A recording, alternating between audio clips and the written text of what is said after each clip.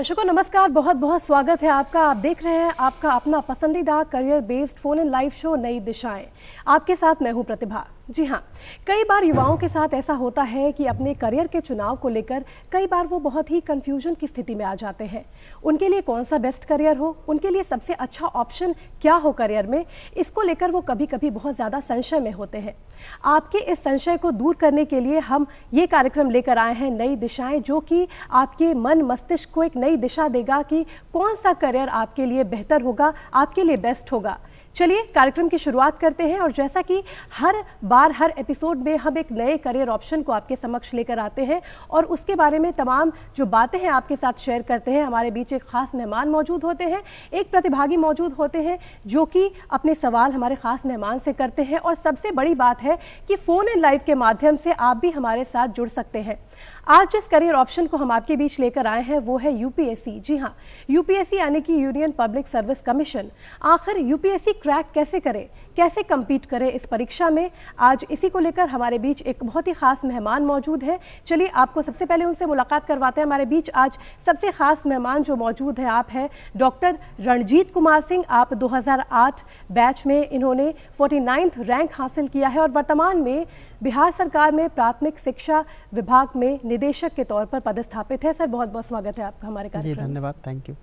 साथ ही साथ दर्शकों हमारे साथ एक प्रतिभागी भी मौजूद है, उनसे भी आपको रूबरू करा दूं। हमारे साथ मौजूद है विजेता, जो कि अपने सवाल जो है हमारे खास मेहमान से करेंगी। ये भी यूपीएससी की तैयारी कर रही हैं, तो इनके दिलो दिमाग में आखिर कौन से ऐसे सवाल हैं जो कौंधते हैं, जिनका जवाब इनको हमारे खास मेहमान से चाहिए। और साथ ही साथ आपको भी मैं बता दूं कि लगातार एक फ़ोन नंबर जो टोल फ्री नंबर है आपके टेलीविजन स्क्रीन पर लगातार फ्लैश कर रहा होगा। आप उस फ़ोन नंबर पर मिलाकर अपने जो सवाल है यूपीएससी से जुड़े हुए, इस परीक्षा से जुड़े हुए जो सवाल है वो आप हमारे खास मेहमान से कर सकते हैं। आपको एक बार मैं वो नंबर बता दूं, टोल फ्री नंबर है 1800-3456-171 यानी कि 1800-3456-171। आपके टेलीविजन स्क्रीन पर लगातार ये नंबर फ्लैश हो रहा है और अपने दिल दिमाग में जो भी सवाल हमारे युवाओं के दिमाग में है यूपीएससी को लेकर, उन तमाम सवालों के जवाब हमारे खास मेहमान देंगे। तो चलिए अपने जो सवालों की जो शुरुआत है मैं यहाँ से करती हूँ।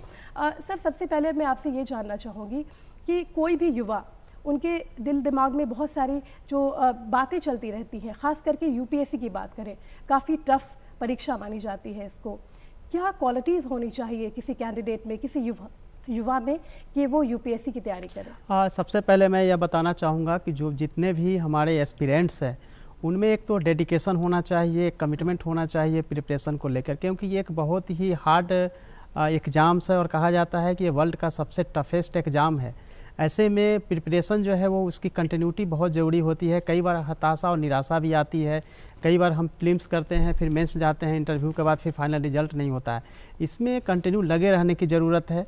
साथ में इसमें कोई ज़रूरी नहीं है कि कोई टॉपर स्टूडेंट है वही इसमें क्रैक कर सकता है। यूपीएससी के लिए बहुत ज़रूरी है कि हर सब्जेक्ट का नॉलेज होना चाहिए, एक कमिटमेंट होनी चाहिए, एक लगन, एक हार्ड वर्कर जो स्टूडेंट्स है उसको इसमें तैयारी करनी चाहिए। और मैं ऐसा हमेशा मानता हूँ कि अगर तैयारी करनी है तो हमेशा ऑलवेज ऊपर की तैयारी करनी चाहिए, यूपीएससी की तैयारी करनी चाहिए, बड़ी तैयारी करनी चाहिए, क्योंकि लाइफ एक बार मिला है, उसमें सबसे बेस्ट जो एग्ज़ाम है उसकी तैयारी करेंगे तो ऑटोमेटिक अगर उसमें हम सक्सेस नहीं भी होते हैं तो उसके नीचे वाले एग्ज़ाम में हम सक्सेस हो जाते हैं। तो इतनी सारी क्वालिटी जो है स्टूडेंट्स में होने चाहिए। जी चलिए, तमाम क्वालिटीज़ जो है बताई रणजीत जी ने कि कैसे जो डेडिकेशन है कहीं ना कहीं बहुत ज़्यादा ज़रूरी होता है आपके अंदर होना। लगातार एक फ़ोन नंबर फ्लैश कर रहा है आपके टेलीविज़न स्क्रीन पर, आप उस नंबर को मिलाइए और हमारे ख़ास मेहमान जो मौजूद है, और आज का विषय जो है यूपीएससी में की तैयारी कैसे करें, क्या कुछ करें। एक कॉलर हमारे बीच इस वक्त मौजूद है, चलिए उनको लेते हैं। Hello hello. हाँ जी नमस्कार।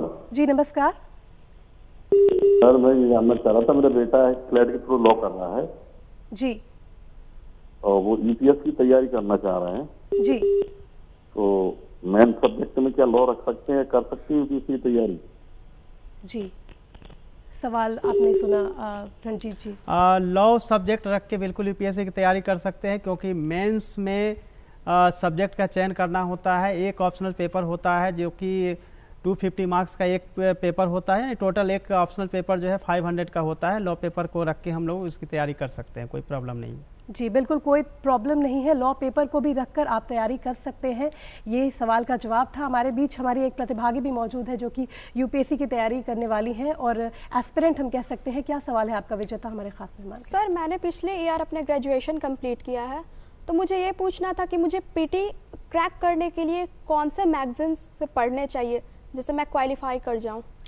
सबसे पहले तो चूँकि आपने जस्ट ग्रेजुएशन अभी आपने पूरा किया है, तो सबसे पहले एनसीईआरटी बुक से तैयारी स्टार्ट करनी चाहिए। 6 से लेकर 12 क्लास स्टैंडर्ड की जो एनसीईआरटी बुक्स होती है उससे स्टार्ट करना चाहिए।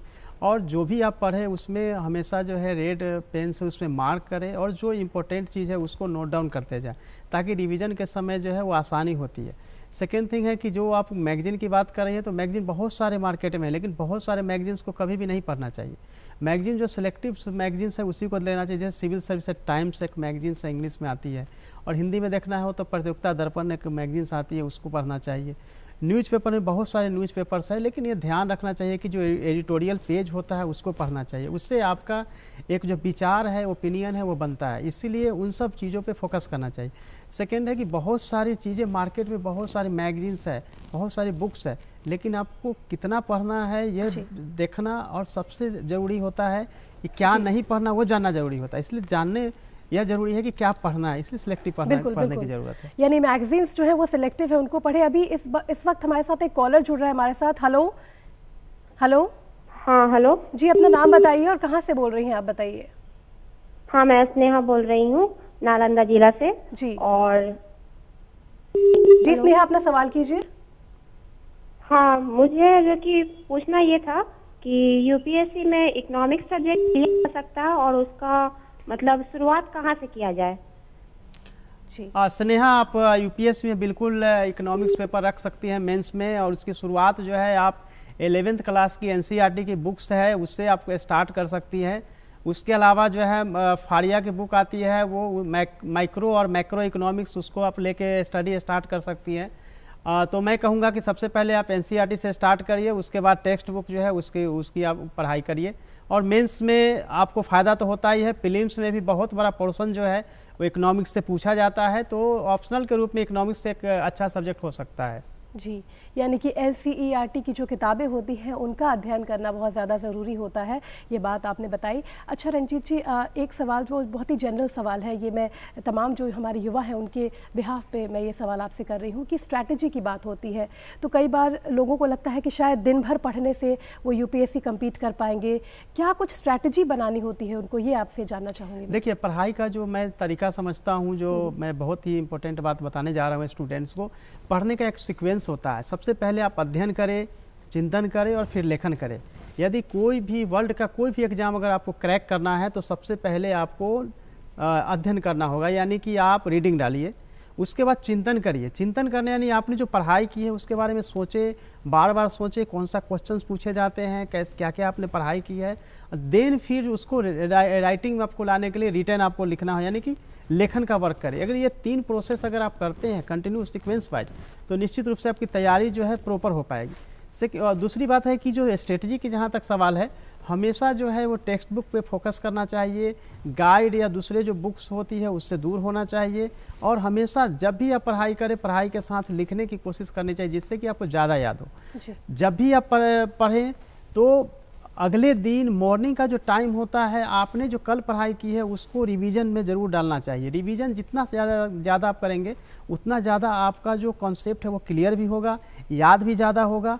मंथ के लास्ट का जो वीक होता है, 4 वीक में से लास्ट का, उस वीक में पूरे 3 वीक में आपने जो पढ़ाई की है उसका रिवीजन होना बहुत ज़रूरी होता है। पूरी स्ट्रेटजी इस तरह से अगर आप रखते हैं तो आपको कॉन्फिडेंस बिल्डअप भी होता है, और आप चाहे तो ये क्वेश्चन जो प्रीवियस ईयर्स का उसका प्रैक्टिस भी करना चाहिए। बिल्कुल, यानी कि रिवीजन बहुत ज़्यादा मायने रखता है इस वक्त। एक रिवीजन बहुत ज़्यादा ज़रूरी होता है। जो 3 वीक में उन्होंने पढ़ा है उसको लास्ट वीक में रिवाइज करना चाहिए, ये बहुत ज़्यादा ज़रूरी होता है। विजेता, और क्या सवाल आप करना चाहेंगे? सर, मुझे पूछना था कि मेंस में कौन सा सब्जेक्ट लिया जाए जिससे मुझे अच्छे स्कोर मिले? ये बहुत इम्पोर्टेंट आपका ये क्वेश्चंस है कि मेंस में सब्जेक्ट को लेकर बिल्कुल एस्पिरेंट्स जो होते हैं वो काफ़ी कंफ्यूज होते हैं। उसके पीछे रीज़न ये होता है कि जब मैं भी प्रिपरेशन करता था तो हर साल जो टॉपर होते थे, जो पेपर रखते थे, उसी पेपर को मैं अडॉप्ट करता था, पढ़ता था, फिर नेक्स्ट ईयर कोई होते थे उसको पढ़ता था। मेंस के सब्जेक्ट को सिलेक्ट करने के लिए मेरे हिसाब से 3 ऐसे जो है स्ट्रेटजी होनी चाहिए। पहला ये कि आपका बैकग्राउंड यानी कि आपने ग्रेजुएशन में कौन से सब्जेक्ट में आपने किया है। दूसरा होता है कि इंटरेस्ट, आपकी रुचि अभिरुचि जो है किस सब्जेक्ट में है। और तीसरा होता है गाइडेंस, यानी कि किसमें आपके सीनियर्स या टीचर आपको गाइड कर सकते हैं। अगर ये तीनों चीज़ें जिस भी सब्जेक्ट में मैच करता हो उस पेपर को ही लेना चाहिए।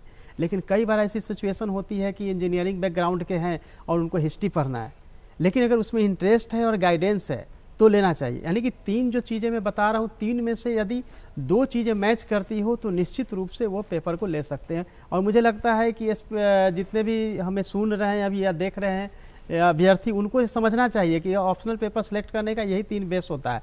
अगर इस 3 बेस के आधार पर अगर आपने किया है तो निश्चित रूप से आपने बेटर सब्जेक्ट का चुनाव किया है, क्योंकि हर सब्जेक्ट में स्कोरिंग होता है और हर सब्जेक्ट को चूज कर सकते हैं। बिल्कुल, यानी कि विषयों का जो चुनाव है वो बहुत ही सोच समझ कर करना चाहिए। और दर्शकों, आप भी अपने सवाल जो है हमारे खास मेहमान से कर सकते हैं। लगातार एक नंबर आपके टेलीविजन स्क्रीन पर फ्लैश हो रहा है, आप उस नंबर को मिलाइए। और अगर यूपीएससी की तैयारी करने में आपको भी कठिनाई का सामना करना पड़ रहा है, या वो युवा, बिल्कुल एक कॉलर इस वक्त हमारे साथ जुड़ रहे हैं। हेलो हेलो हेलो जी, आपका क्या नाम है और आप कहाँ से बोल रहे हैं, बताइए सवाल। जी मैं कौशल किशोर, मैं बांका से बोल रहा हूँ जी। मैंने पिछले वर्ष पटना यूनिवर्सिटी से ज्योग्राफी से ऑनर्स किया हुआ है जी, थोड़ा जोर से बोलिए जी। जी, और मैं सर रंजीत सर को बहुत दिन से फॉलो करता हूँ सर का, मैं बहुत चलिए, थैंक यू। तो मेरा प्रश्न ये है कि सर ज्योग्राफी के लिए किस बुक से तैयारी चालू किया जाए? जी, ज्योग्राफी को लेकर इनका सवाल है, यानी भूगोल को लेकर। ज्योग्राफी जैसे आप तो जानते होंगे, आप फॉलो कर रहे हैं तो निश्चित रूप से आप शायद आपने मेरा क्लास भी लिया होगा। तो ज्योग्राफी को लेकर मैं यह कहना चाहता हूं कि ज्योग्राफी आप सबको पता है कि बहुत ही स्कोरिंग पेपर है, पहली बात। दूसरी बात है कि जो आप प्रीलिम्स में जीएस का जो पोर्शन है उसमें ज्योग्राफी का पोर्शन बहुत ज़्यादा होता है। ज्योग्राफी एक बहुत बड़ा पेपर है, लेकिन उसमें सिलेक्टिव हुआ जा सकता है। ज्योग्राफी के लिए आप जानते हैं कि जो इम्पोर्टेंट बुक्स है वो सविंदर सिंह की बुक्स है, डीएस लाल की बुक्स है, उसको देख सकते हैं। इन्वायरमेंट इकोलॉजी की बुक्स आती है, गोपाल सिंह की बुक्स है, ममोरिया के बुक्स है। बुक्स के बारे में आपको पता है, लेकिन एक चीज़ मैं इसमें आपको स्पष्ट रूप से बताना चाहता हूँ कि कोई भी बुक्स को थ्रू जो है आपको नहीं पढ़ना चाहिए। पूरी बुक्स को पूरा नहीं पढ़ना चाहिए, उस बुक्स का जो इम्पोर्टेंट चैप्टर है उसी को पढ़ना चाहिए। ये मैं बहुत महत्वपूर्ण चीज़ आपको बताने जा रहा हूँ, क्योंकि अगर पूरी बुक्स को पढ़ते रहेंगे तो साल के साल निकल जाएंगे और आप क्लियर नहीं कर पाएंगे एग्जाम। तो हर बुक्स में कुछ खास जो चैप्टर होते हैं। एक कॉलर हमारे साथ जुड़ रहे हैं, उनके भी सवाल को हम ले लेते हैं। हेलो हेलो हेलो हेलो जी, आपका क्या नाम है और आपका क्या सवाल है, आप कहाँ से बोल रहे हैं? मेरा नाम अंकित है, मैं सीतामढ़ी से बोल रहा हूँ। मेरा सवाल सर से ये है कि यूपीएससी की तैयारी के लिए आदर्श समय क्या होता है? आदर्श वक्त कौन सा होता है? देखिए, जब जागो तभी सवेरा। आप जब से तैयारी शुरू करते हैं तभी से समझिए कि आदर्श टाइम होता है। और अगर आप ग्रेजुएशन कर रहे हैं और अभी से प्रिपरेशन कर रहे हैं और बहुत अच्छा समय है। ग्रेजुएशन अगर आपने कर लिया है फिर प्रिपरेशन कर रहे हैं तो भी कोई प्रॉब्लम नहीं है। आदर्श टाइम तो बस ग्रेजुएशन जब आप कर रहे होते हैं तभी से प्रिपरेशन स्टार्ट कर देनी चाहिए। और 8 से 10 घंटे की पढ़ाई कम से कम होनी चाहिए, ताकि प्रॉपर जो है उस पर समय दिया जा सके। जी, यानी कि आपके सवाल का ये जवाब है कि निरंतर 8 से 10 घंटे की जो पढ़ाई है प्रतिदिन, यानी कि रोज़ आप करें और बिल्कुल कंसंट्रेशन और डेडिकेशन के साथ करें, तो यूपीएससी का जो मुकाम है आपके लिए बिल्कुल भी दूर नहीं होगा। खैर, लगातार एक टेलीफोन नंबर आपके टेलीविजन स्क्रीन पर टोल फ्री नंबर है वो लगातार फ्लैश कर रहा है। आप उस नंबर से मिलाकर अपने जो सवाल है यूपीएससी से जुड़े हुए वो हमारे खास मेहमान के साथ कर सकते हैं। तो चलिए अभी हम चलते हैं विजेता के पास। विजेता, क्या कुछ और सवाल है जो आप करना चाहेंगे? सर, मुझे पूछना था कि बहुत बार ऐसा होता है कि आप पीटी क्वालिफाई कर जाते हो, मेंस क्वालिफाई कर जाते हो, पर इंटरव्यू में फेल हो जाते हो, तो इंटरव्यू को क्रैक करने के लिए क्या स्ट्रैटेजी होना चाहिए? देखिए, इंटरव्यू की तैयारी जो है वो हमारी पर्सनालिटी की पूरा रिफ्लेक्शन है। उसकी कोई खास तैयारी नहीं होती है, बल्कि यह कहा जाए कि जब से प्रिपरेशन शुरू करते हैं तब से हमारी इंटरव्यू की तैयारी शुरू होती है। इंटरव्यू के लिए खास तौर पे ध्यान रखना होता है कि हमने जो ग्रेजुएशन किया है या पीजी किया है उस सब्जेक्ट पे अपनी पकड़ हो, अपने जो होम टाउन है उसके बारे में, होम स्टेट है उसके बारे में डिटेल्स, आपकी हॉबीज है उसके बारे में पूरे डिटेल्स होने चाहिए। आप इंटरव्यू में फेल करते हैं ऐसी बात नहीं होती। अगर आपके रिटर्न मार्क्स मेंस में कम होते हैं और इंटरव्यू में भी कम हो जाते हैं तो आप फेल करते हैं। बिल्कुल, थोड़ा सा लेकिन रणजीत जैसे ही जी। आप वो मेंस में अच्छा मार्क्स लाते हैं, इंटरव्यू में कम भी होता है तो आप सिलेक्ट होते हैं। थोड़ा सा यहाँ रोकना चाहूंगी, एक कॉलर हमारे साथ इस वक्त जुड़ रहे हैं। जी हेलो। हेलो हेलो जी, आपका क्या नाम है और आप कहाँ से बोल रहे हैं? अपना सवाल कीजिए। हेलो, मेरा नाम शुभम है। जी, अपने टेलीविजन का वॉल्यूम थोड़ा सा आप कम कर लीजिए, उसके बाद आप अपना सवाल बेबाकी से कर सकते हैं। सर मैं ये पूछना चाहता हूँ कि सर जी। जी हाँ हेलो मैम, मैं पूछना चाहता हूँ कि मैम मैं साइंस में कुछ जल्दी याद नहीं कर पाता हूँ। क्या नहीं कर पाते? याद वो नहीं कर पाते हैं, कई सारी ऐसी चीज़ें हैं, फैक्ट्स हैं जो उनको शायद याद करने में प्रॉब्लम होती है। अच्छा, याद की जो समस्या है वो उसको भी मैं आप लोगों को क्लियर कर देता हूँ। और जितने भी दर्शक हमें देख रहे हैं, याद के लिए मेरे पास बहुत सारे ऐसे तरीके हैं जिससे कि याद करने का अच्छा तरीका मैं बता सकता हूँ। देखिए, याद करने के लिए सबसे पहले ज़रूरी होती है कि जो भी चीज़ आपको याद करना है उसको इमेजिन करिए। और दूसरी बात है रिवीजन जितना मैक्सिमम होगा। मैंने अभी बताया है कि रिवीजन करेंगे, जैसे आप कल पढ़ा हुआ आप मॉर्निंग में पढ़ेंगे, फिर नाइट में सोने से पहले आप रिवीजन करेंगे तो आपको याददाश्त जो है धीरे धीरे बढ़ती जाएगी, पहली बात। दूसरी बात कि जो भी चीज़ आपको याद नहीं हो रहा है, एक छोटे से पॉकेट डायरी रखें, जो पॉकेट में रखें, और जब भी आपको मन हो, समय निकले, आप पॉकेट डायरी निकाल के और आप याद करते रहें। इसके अलावा जहाँ भी आप सोते हैं, इवन कि मैं तो बोलता हूँ बाथरूम में भी जहाँ जगह हो वहाँ पे जो चीज़ें याद नहीं हो रही है उसको आप वहाँ चिपका के रखेंगे। विदिन 3 डेज आपको याद हो जाएगा, फिर दूसरी चीज़ें आप चिपका सकते हैं। यानी कि बार बार उस चीज़ को देखते हैं, kitchen room, bed room, bathroom तक जहाँ भी आपको याद जगह मिलता है वहाँ पे चिपकाएंगे तो निश्चित रूप से आपको याद होता जाएगा। दूसरा है कि फॉर्मुलेट करना चाहिए। बहुत सारी चीज़ें, लंबी लंबी चीज़ें याद नहीं होती है तो फार्मूला बना के रखिए। फार्मूला के हिसाब से उसको अगर आप रखेंगे तो फार्मूला याद हो जाएगा, तो ऑटोमेटिक वो पॉइंट्स भी आपको याद होते जाएंगे। अगर इसको आप अपनाते हैं तो आपकी जो समस्या है कि याद नहीं होती है वो आप ऑटोमेटिक दूर हो जाएगा। जब भी पढ़ाई करें कंसंट्रेट करके पढ़े। आप 2 घंटा ही पढ़े लेकिन खूब अच्छे से पढ़े, अदरवाइज क्या होता है कि वो याद नहीं होता है, ध्यान नहीं देने के चलते भी याद नहीं होता है। और थर्ड थिंग, पढ़ते समय कुछ नोट डाउन करते चले जाएंगे, ड्रॉ करते जाएंगे, डायग्राम बनाएंगे और मैप से भी पढ़ाई करेंगे तो निश्चित रूप से आपको जो है याद, जो कहते हैं कि याद नहीं होती है, 100% याद होगा, जो मैंने आपको 5-6 तरीके बताए हैं। जी, इस वक्त एक और कॉलर हमारे साथ जुड़ रहे हैं। हेलो हेलो हेलो जी, आपका क्या नाम है और आप कहाँ से बोल रहे हैं? अपना सवाल कीजिए हमारे मेहमान के साथ। हेलो हाँ हेलो, अब मैं जी, हेलो हाँ हेलो, हम से बोल रहे हैं। पटना से बोल रहे हैं, जोर जी, से बोलिए। जी। सवाल कीजिए अपना। हेलो, आपका सवाल क्या है? जैसे लिए बीए में कौन विषय से ऑनर्स करेंगे तो बीपीएससी में अच्छा होगा। एक बार फिर से अपना सवाल दोहराएंगे? बीए में किस विषय से ऑनर्स करेंगे? अच्छा, बीए में कौन सा सब्जेक्ट आप लेना चाह रहे हैं? बीए में यानी ग्रेजुएशन में आप कौन सा सब्जेक्ट लेना चाह रहे हैं? तो 10+2 अगर सपोज डेट आपने साइंस से किया हो, कॉमर्स से या आर्ट्स से किया होगा, तो बीए में वो सब्जेक्ट लीजिए जो सब्जेक्ट से आप यूपीएससी की तैयारी करना चाह रहे हैं, उस सब्जेक्ट को आप चूज करिए। अभी कुछ समय पहले ही मैंने अभी बताया है कि किस तरह से आपको सब्जेक्ट को चूज करना है, तो वही सब्जेक्ट आप चूज करिए जो आपको मदद करे यूपीएससी के लिए। तो मैं अगर 3-4 सब्जेक्ट आपको बताता हूँ, इसे हिस्ट्री रख सकते हैं, ज्योग्राफी रख सकते हैं, पॉलिटिकल साइंस रख सकते हैं, इकोनॉमिक्स रख सकते हैं। 4 में से कोई पेपर जो आपको इंटरेस्टिंग लगता हो उसको रख के आप ग्रेजुएशन कर सकते हैं। चलिए, यानी कि जो तैयारी है कहीं ना कहीं ग्रेजुएशन से ही आपको शुरू कर देनी है, कमर कस लेना है आपको ग्रेजुएशन लेवल से ही कि आखिर किन विषयों का आप चुनाव करते हैं, उन विषयों को आप आगे रख सकते हैं। एक टोल फ्री नंबर लगातार आपके टेलीविजन स्क्रीन पर फ्लैश हो रहा है, आप उस नंबर को मिलाइए और आपके जो सवाल है यूपीएससी क्रैक करने को लेकर, आप वो सवाल हमारे जो खास मेहमान हैं उनसे आप उसका जवाब मांग सकते हैं। रणजीत जी, बिहाफ ऑफ एवरी यूथ, हर एक छात्र जो कि यूपीएससी कम्पीट कर रहा है, करने की कोशिश में है या उस जुगत में लगा हुआ है, उनके माध्यम से मैं ये सवाल आपसे करना चाहती हूँ कि बहुत सारे स्टूडेंट्स हैं जो कि कोचिंग को शायद एक अहम हिस्सा मानते हैं तैयारी का, इसको लेकर आप क्या कहेंगे? देखिए, self study is the best study, क्योंकि कोचिंग एक वो प्लेटफॉर्म होता है जहाँ पे आपको एक ग्रुप मिलता है, ग्रुप में फिर आप देखते हैं कि कैसे प्रिपरेशन करें, ग्रुप के लिए अच्छा है। देन फिर आप इनिशियल जब आपकी तैयारी के बारे में कुछ भी पता नहीं होता है, उस स्टेज में जो है कोचिंग ऑलवेज आपको हेल्पफुल होता है।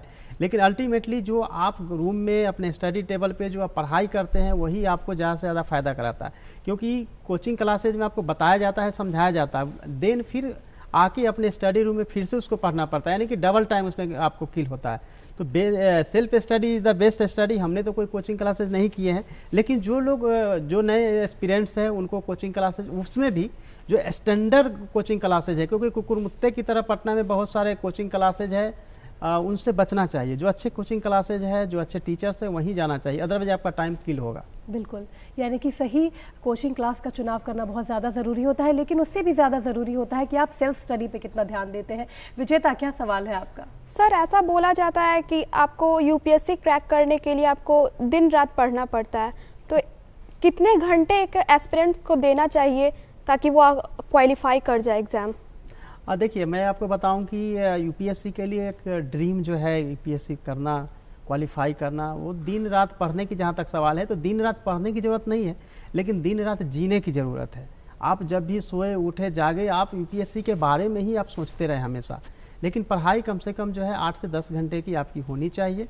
8-10 घंटे में ही जितना आपको लगता है उतना पढ़े, बाकी समय में आप चिंतन करें कि क्या क्या आपने पढ़ाई की है।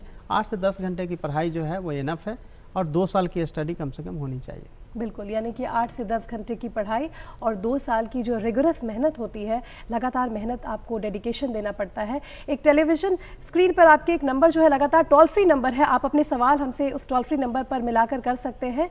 एक कॉलर इस वक्त हमारे बीच जुड़ रहे हैं। हेलो हेलो हेलो मैम, जी, आपका क्या नाम है और आप कहाँ से बोल रहे हैं? जी, मेरा नाम कुंदन कुमार, बेगूसराय जिला से बोल रहे हैं। जी, अपना सवाल कीजिए कुंदन। सर, मैम बोले अभी 12th का एग्जाम दे, उसके बाद सोच रहे हैं यूपीएससी कैसे क्रैक करें, जो कौन विषय बेहतर रहेगा? बिल्कुल, ज़्यादातर सवाल यही है कि 12th का एग्ज़ाम उन्होंने दिया है, यानी इंटरमीडिएट दिया है, और यूपीएससी की सोच रहे हैं वो। आज आपने 10+2 किया है और अभी आप ग्रेजुएट करेंगे और फिर आप तैयारी भी कर रहे हैं। बहुत परफेक्ट टाइम है आपकी प्रिपरेशन के लिए। और एडमिशन जो है आप ग्रेजुएशन में आर्ट्स पेपर स्पेशली जो है, मैंने अभी बताया था, history, geography, political science, economics से एडमिशन, कोई भी सब्जेक्ट में आप ऑनर्स में एडमिशन ले लें। और फिर सब्सिडी में भी जो पेपर होता है, इसी आर्ट्स पेपर जो 4 पेपर में बता रहा हूँ उसमें से ले सकते हैं। और एनसीईआरटी की बुक से अभी से स्टडी आप स्टार्ट कर दें, पढ़ाई शुरू कर दें, क्योंकि ग्रेजुएशन का जो एग्ज़ाम होता है उसके लिए 1 महीना काफ़ी होता है एग्ज़ाम में अच्छे मार्क्स लाने के लिए। सो 11 महीना कम से कम यूज करना चाहिए यूपीएससी की तैयारी करने के लिए, जो मैं हमेशा बताता हूँ सबको। जी, यानी कि बिल्कुल डेडिकेशन, 11 महीने की तैयारी और लगभग 2 साल की तैयारी आपने बताई, और 9 से 10 घंटे लगातार डेली पढ़ाई। विजेता, क्या सवाल आपका है? आप मैं पूछना चाहती हूँ कि हर जो एग्ज़ाम क्वालिफाई कर जाते हैं उनकी एक सीक्रेट स्ट्रैटेजी होती है। सर, आपकी सीक्रेट स्ट्रैटेजी क्या है? देखिए, सीक्रेट स्ट्रैटेजी का जहाँ तक सवाल है, उसमें वो ये होता है कि हम कंटिन्यू स्टडी करते रहते हैं। जब भी जैसे मैंने पीटी के बाद फिर अगर आपका मेंस नहीं होता या मेंस के बाद इंटरव्यू में आप जब हार जाते हैं, तो कंटिन्यू हम तैयारी करते रहते हैं। और हमेशा जो है वीक में एक दिन आपको लो फील होना, या कई बार आपको लगेगा कि हमसे होगा या नहीं होगा। बिल्कुल, आपकी सीक्रेट स्ट्रैटेजी जो है वो हमें भी बहुत उत्सुकता है जानने के। फिलहाल एक कॉलर हमारे साथ जुड़ रहे हैं। हेलो हेलो हेलो जी, आप अपना नाम बताइए और कहाँ से बोल रही हैं, आप बताइए। जी, मैं सिमरन राणा बोल रही हूँ। अच्छा, आपका क्या सवाल है? मेरा ये सवाल है कि मैंने एमए किया है एजुकेशन से, तो मैं मुझे आगे क्या करना चाहिए? एमए कौन सा सब्जेक्ट है? एमए एजुकेशन से उन्होंने किया है। अच्छा, आगे आप तैयारी कर सकती हैं। और सब्जेक्ट जो है, आप जब जैसा मैंने बताया था, आप सब्जेक्ट का चुनाव करके एनसीईआरटी बुक्स और जो सब्जेक्ट आप चूज करना चाहते हैं उसकी तैयारी आपको स्टार्ट कर देनी चाहिए। अगर यूपीएससी की तैयारी आप करना चाह रही हैं तो एमए की है, कोई प्रॉब्लम नहीं है कि मैच्योरिटी लेवल एक आपकी आ गई है, तो समझ भी ज़्यादा बढ़ गई है, तो आप कम समय में ज़्यादा से ज़्यादा आप गेन भी कर सकती हैं। बिल्कुल, कम समय में ज़्यादा से ज़्यादा आप गेन कर सकती हैं, क्योंकि मास्टर्स लेवल पे आने के बाद अमूमन कोई भी छात्र हो जो वो उतना परिपक्व हो जाता है। आपकी सीक्रेट स्ट्रैटेजी के बारे में बात कर रहा हूँ कि हमेशा मैं पढ़ाई जो है वो घंटों में मैं अलग अलग समय में बांट के रखता था। मॉर्निंग का टाइम हमेशा मैं जीएस पे फोकस करता था, दोपहर का टाइम होता है जो लेजी टाइम होता है, खाना खाने के बाद वो हमेशा लगता है कि सोने की, या फिर उस समय में मैं हमेशा राइटिंग प्रैक्टिस करता था ताकि जो है सो नींद नहीं आए। और इवनिंग के टाइम में मैं मैगजीन पढ़ता था और 1-2 घंटे फ्रेंड के साथ डिस्कशन करके, और नाइट में फिर 12 बजे मैं सोता था। तो ये पूरी मेरी स्ट्रेटजी थी और इसी के हिसाब से मैं चलता था। और जब भी मुझे लगता था कि मैं वो पढ़ने से मुझे बोर हो रही है या फिर पढ़ने में मुझे इंटरेस्ट नहीं लग रहा है, तो बगल में अपने फ्रेंड के रूम में जाके जो मैंने पढ़ाई की थी उसको पढ़ाना शुरू कर देता था, तो मेरा रिवीजन हो जाता था। तो कुल मिला के कुछ ऐसी स्ट्रेटजी हमने रखी थी जिससे कि हम ज़्यादा से ज़्यादा जो है सो गेन कर पाए थे। बिल्कुल, यानी कि हर किसी को अगर यूपीएससी क्रैक करना है, जिन लोगों को, जिन छात्रों की ये ख्वाहिश है कि वो यूपीएससी कम्पीट करे, तो उनको कोई ना कोई स्ट्रैटेजी अपने लेवल पे बनानी होगी, पूरी समझ के साथ और पूरी मेहनत के साथ और पूरे जज्बे के साथ। फिलहाल हमारे ख़ास मेहमान आप हमारे साथ स्टूडियो में आए और हमारे जो एस्पिरेंट्स हैं उनको इतनी सारी जानकारी दी, आपका बहुत बहुत शुक्रिया करना चाहेंगे रंजीत। चलिए, थैंक यू सो मच मुझे बुलाने के लिए। विजेता, आपका ही बहुत बहुत शुक्रिया, आप आई हमारे कार्यक्रम में। तो दर्शकों, नई दिशाएं ये जो कार्यक्रम है अगले शुक्रवार को फिर आपके सामने हाजिर होगा एक नए और बेहतर करियर ऑप्शन के साथ और आपकी तमाम दुविधाओं को दूर करेगा। फिलहाल मुझे यानी कि प्रतिभा को आज के इस एपिसोड में दीजिए इजाज़त। नमस्कार।